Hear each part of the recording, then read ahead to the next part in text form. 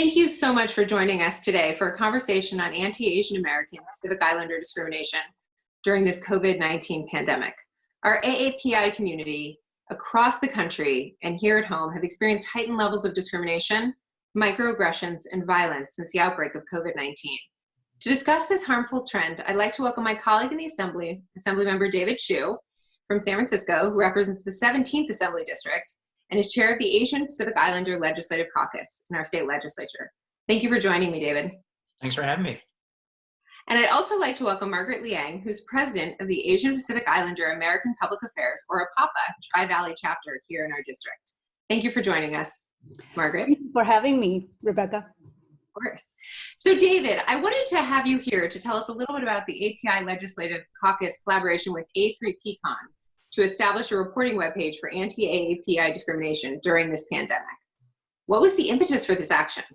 Sure. Well, first, let me just say thank you for inviting me to your district virtually. I think I know you've only been in office for a short period of time, but I think this is my second visit to your district, the first time to talk about housing issues, the second time to talk about a topic that has been very disturbing.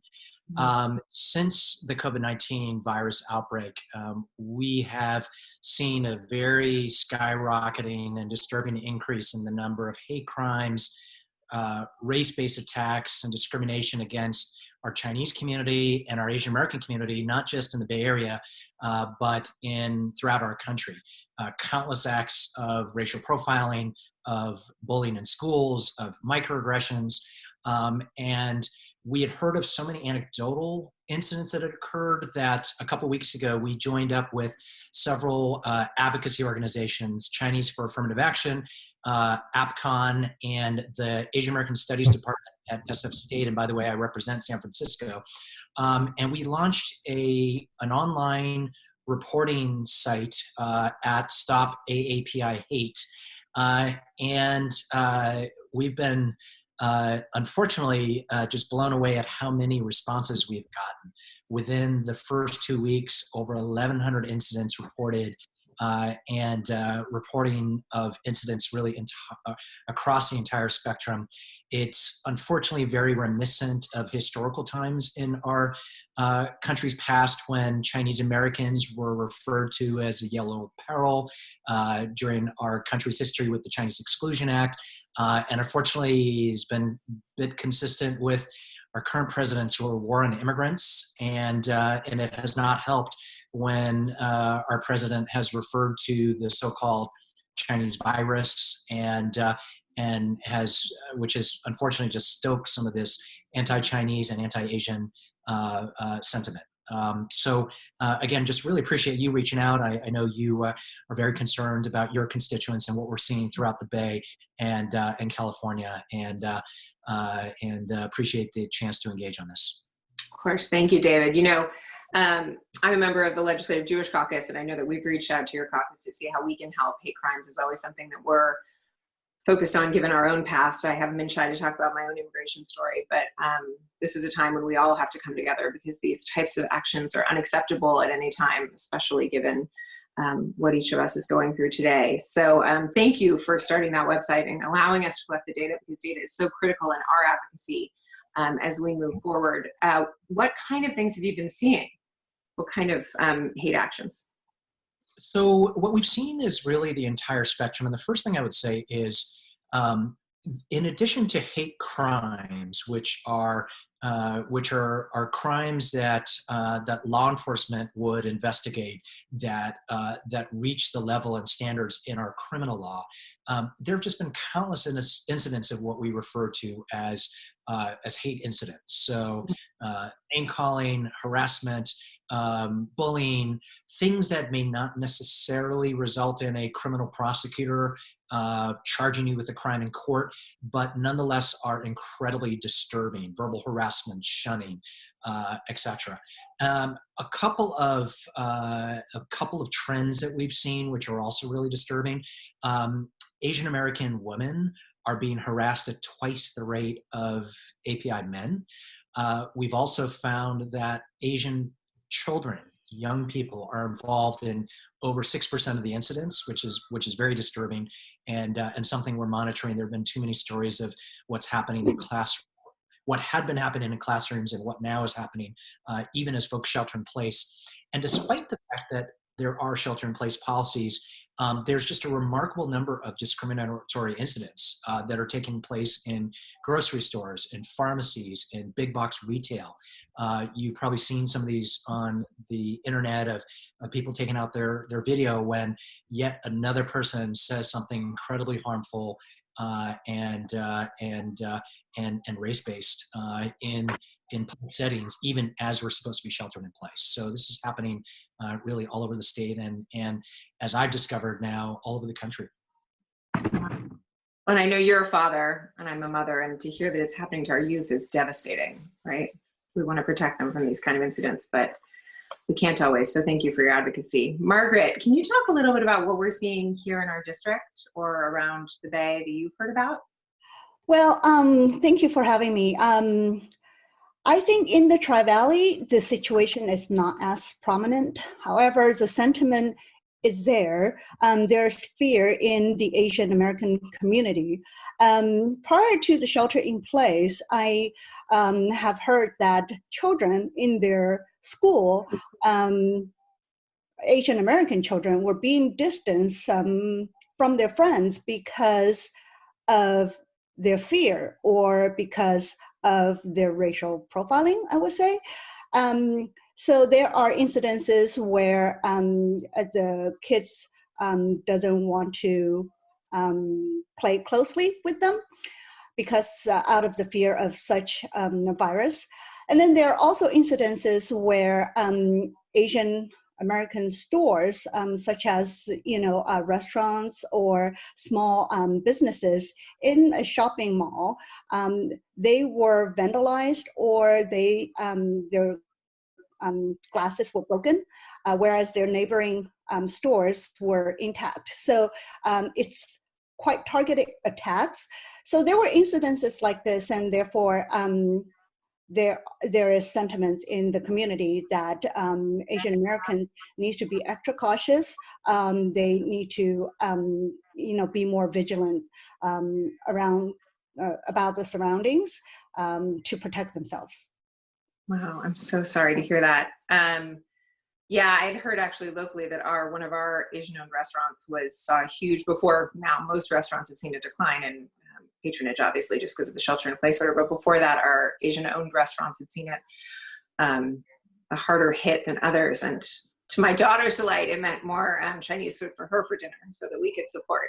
But just, I want to say that, my office is here to help. And I know that, David, I'm sure I speak for you when I say that we are all here to support the community, and to the extent that we can provide support at this time, please reach out. And one of the pieces that I think David touched upon that's really critical is communications, is how we communicate about it, and that this is not a virus. This is a worldwide pandemic, right? And it is not specific to the Asian countries by any stretch of the imagination. And so making sure that we communicate so that people don't have those stereotypes and racial profiling, because it's not accurate, it's not acceptable, and then we can do our part. But what else can we do to support the local community, Margaret?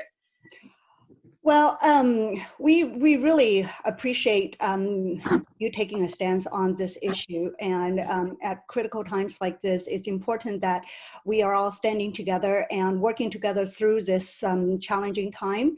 I think one of the, I particularly like one of the hotlines that was set up for incidences where there were price gouging on critical supplies and whatnot. So if there is if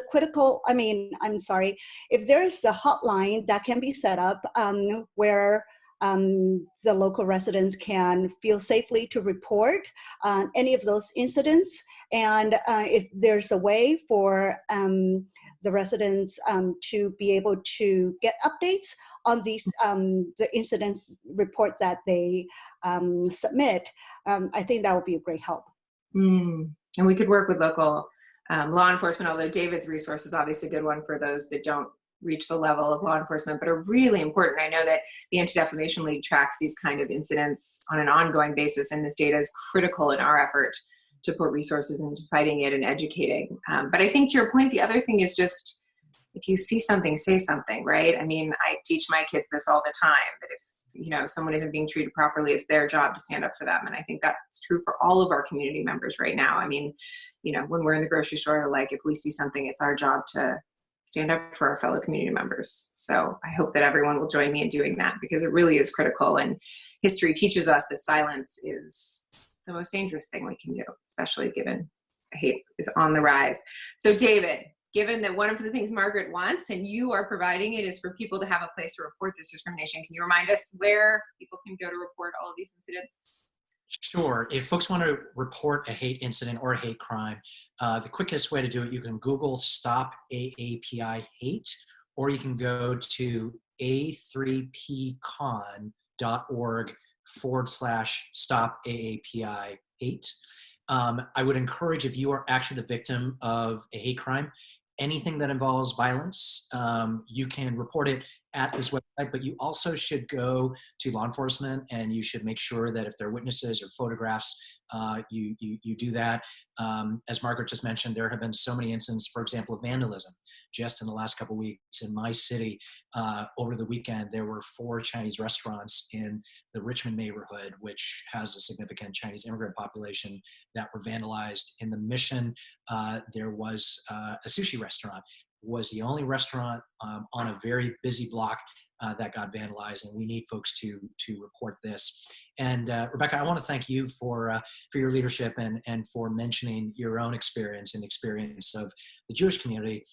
The Jewish community statewide has been just tremendous during this time.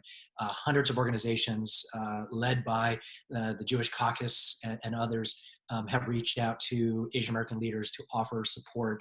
And we all know we're going to get through this by standing united, not divided. Despite what anyone may say, neither race nor ethnicity causes the virus. None of us are the virus. The enemy is COVID-19, and we've got to pull together and rise above to address both the hate as well as the real virus, and pull together. And appreciate you doing this and your outreach. Well, thank you. Thank you both for being here. And it gives me chills to hear about the vandalism. My great-grandparents, who I speak about often, were both shop owners in Vienna before they left. And as hate was on the rise, as you can imagine, their shops were one of the first things to get vandalized. And we know where that led, Europe at the time. So we can't stand silent. That is the lesson of history. And so I am happy to stand with you both today to raise awareness about this issue, to make sure our community knows that this is happening, that they can be partners in helping to see it and to stop it, and to stand in solidarity with all of our Asian American neighbors and community members, because as David said, it's not the virus, right? You're just wonderful people who bring a lot to our community. And some of the hateful rhetoric is being countered by the amazing immigrants that are serving every day as essential workers and fighting this pandemic. And you are part of what makes this community special, and we are so grateful for everything you do. So we're here to support you. Call if you need us. Thank you so much, Assemblymember Chiu, for joining us. Thank you, Margaret, for everything you do for our community and for being here today to have this conversation. As I said, it's more important than ever that we come together as a community and stand united against discrimination in any form. Be in touch. Thank you. Thank you, Rebecca. You've been such a tremendous leader in this community, and we appreciate your stance as well as your involvement in our community as well. Thank you. Thank you, Margaret. Thank you both.